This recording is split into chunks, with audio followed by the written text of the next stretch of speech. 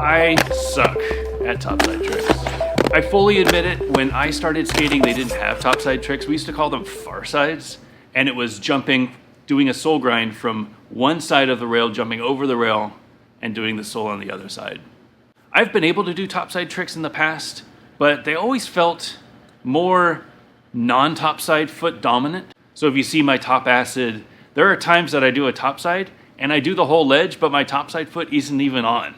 So today starts my progression to learn topside tricks. I've been talking a lot about learning topside tricks on the Slack ever since I started doing the tutorial videos. And there are a lot of ideas on how to learn them properly. So I'm putting all of those ideas together into one concept to see if I can learn it. So today I am back on the rollerblade blanks. I've been kind of lukewarm with these skates. They don't quite fit the way that I like. They feel a little bit heavy. They're very squeaky, and the liners hurt my feet. So a few things that I'm not a huge fan of. But I've made some modifications. First, I swapped out the blank liner with the Rossi's RL1. This is probably my favorite liner. It is a low cuff, V-cut, really thin, really responsive. I really like this liner, and I think it works really well in this skate. I'm also riding the 50/50 prime frames. These are the same black walls that I had, but I swapped out the cores and the axles for the John Fromm gold axles and cores, and I think they look great. Matching that, I've added the new white laces with the gold print. These are part of the bundle, so when you buy the John Fromm frames, you can buy these, but we also have a bunch of them in stock so that you can buy them separately. And I think that the white laces really look great with this black skate. Just a little bit of color, a little bit of bright, really brings it all together. So my 3 goals for today. First off, I really want to learn topside tricks. And we have a few theories of the best way to learn them. So I'm going to try making a practice rail to start getting used to the feeling of jumping on far side and then slowly getting lower so that I'm more topside. Before I do anything, I need to build this practice rail. I have a plank of 2x10. It's 10 feet long, and I also have a 10-foot long PVC pipe. So I'm gonna build the practice rail, and hopefully it'll hold up so that we can skate it. My second goal, after I get the practice rail built, I need to do all of my tricks. So I'm gonna warm up, do all of my tricks on the box. The practice rail should be the same height as the box. So if I can do a trick on the box, I should be able to do a trick on the practice rail. I don't know that I'm going to do all of my tricks on practice rail, but I'll do, let's say, 5 of my grinds on practice rail. And then the third goal, assuming that everything works good, I'm going to start doing topside. So I'm going to start with the top acid. I feel like that is the most easy, straight trick that I can do. Doing it with my right foot, which is my solid, normal sole trick, solid, normal acid sole. I should be able to get this grind. It's probably just about confidence that I can actually jump on this rail. So first, let's build this practice rail.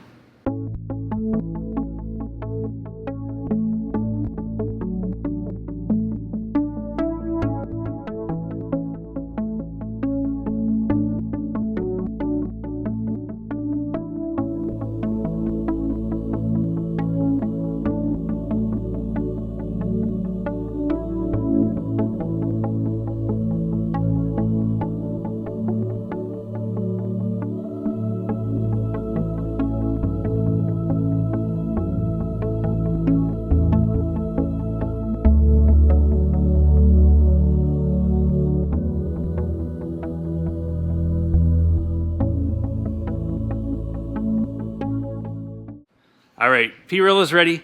Looks really good. It's a little shorter than the box, but I'm not too worried. I think it'll be, a couple inches isn't gonna make much of a difference.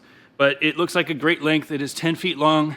It is about 12 to 14 inches tall, which is probably gonna be perfect for learning different rail tricks. All right, time to warm up.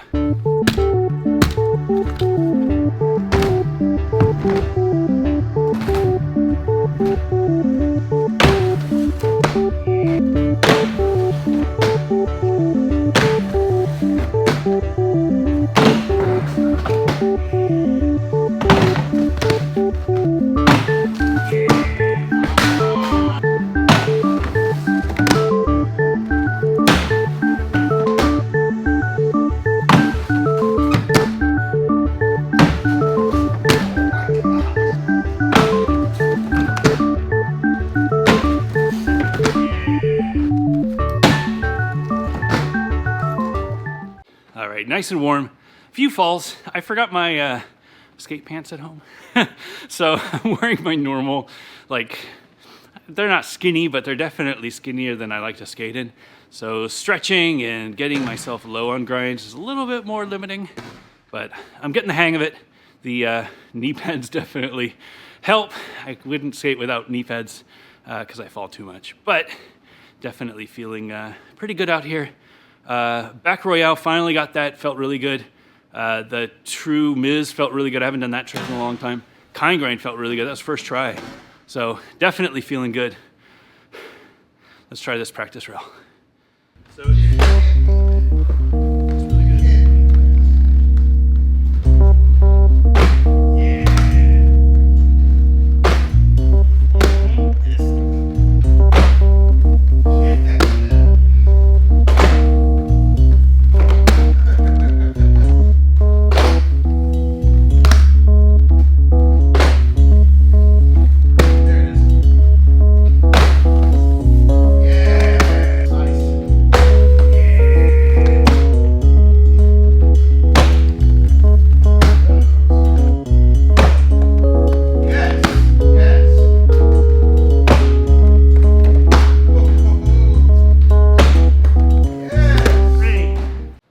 This rail feels incredible. I'm gonna do a quick, short, I don't know what they call them, but short video on how to build this rail in the future because it's just so perfect.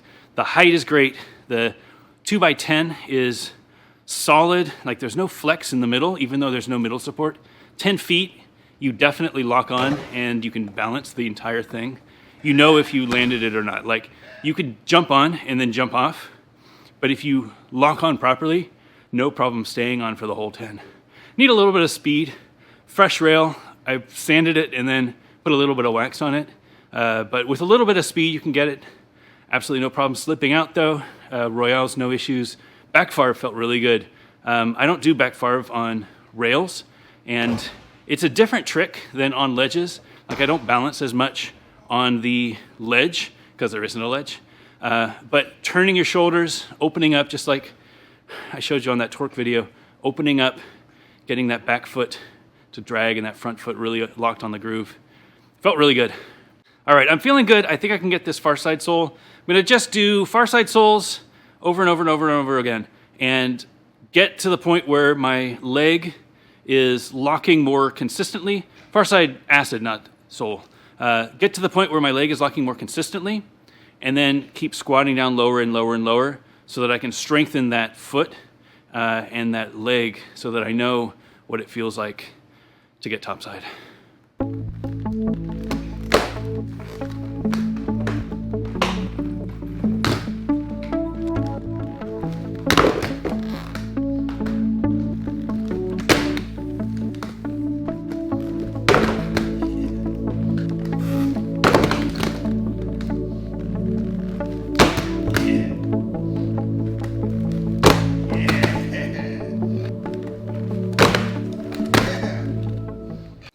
Right, locked it, slid it a little bit, definitely counts as a good next step.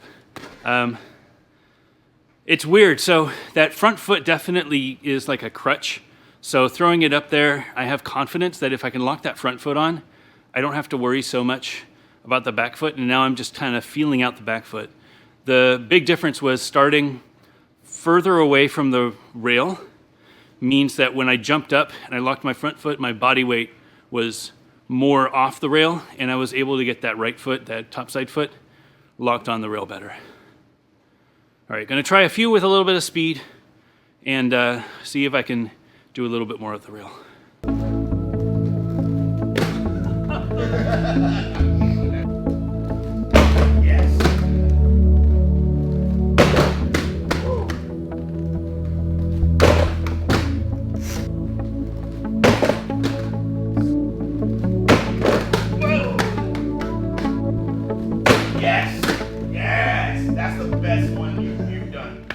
All right, I'm starting to really understand it. The mechanics are smart. Like, you just need to think about it. And, you know, Chris showed me a replay of what I was doing wrong, and I was approaching it more like a Unity, which I think is fine, but I needed to open my hips more because I'm going at the rail, and instead of going parallel to it, I'm going kind of into it. When I turn, my body naturally is turning to face the rail. What I need to do is when I lock on, open my shoulders up away from the rail.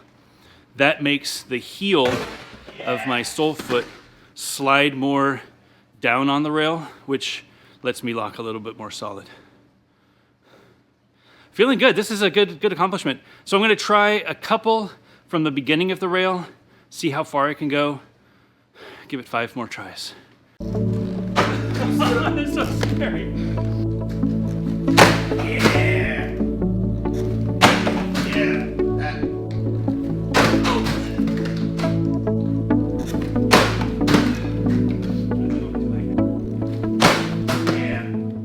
All right, I tried. It is freaking scary.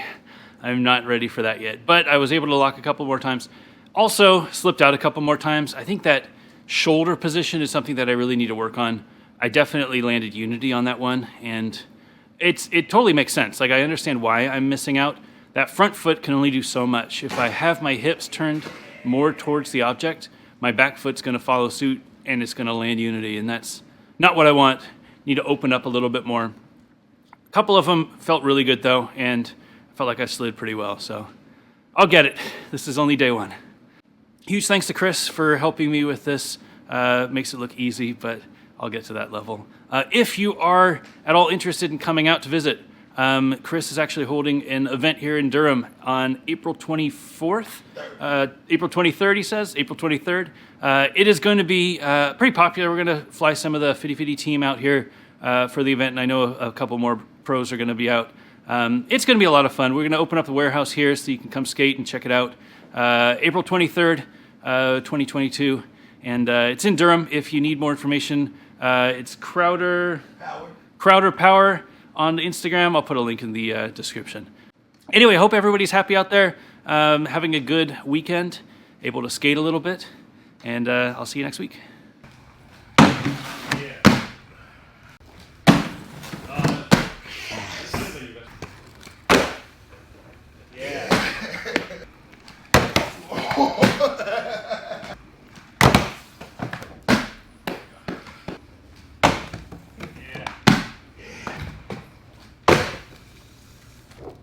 There you go.